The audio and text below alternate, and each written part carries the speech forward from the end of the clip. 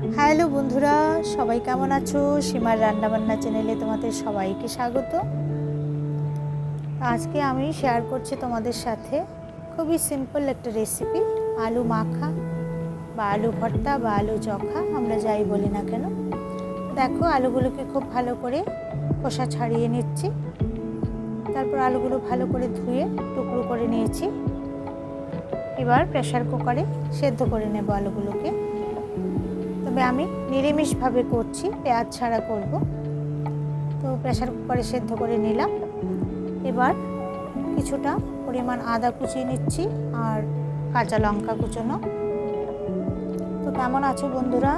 নিশ্চয়ই ভালো আছো তোমরা।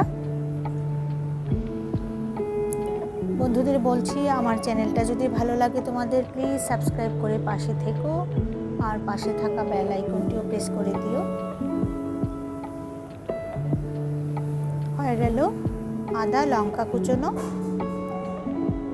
এবার আলুটাকে একটু জল ঝরিয়ে নিয়েছি। এবার একটু হাতা দিয়ে আলুটাকে একটু ভেঙে দিচ্ছি।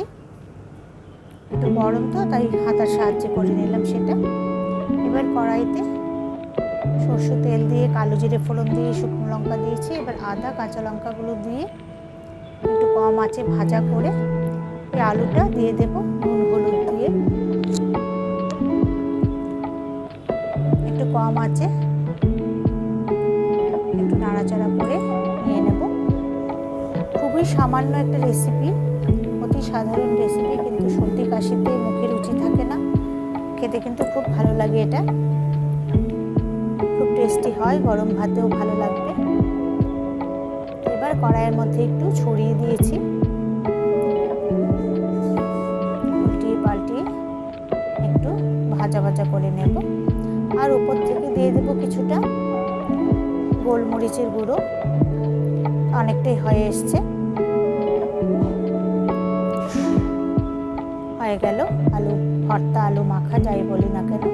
তো বন্ধুদের বলছি, আমার রেসিপিটা যদি তোমাদের ভালো লাগে লাইক করে দিও, কমেন্ট করে দিও। দেখা হবে আগামী ভিডিওতে। ভালো থেকো।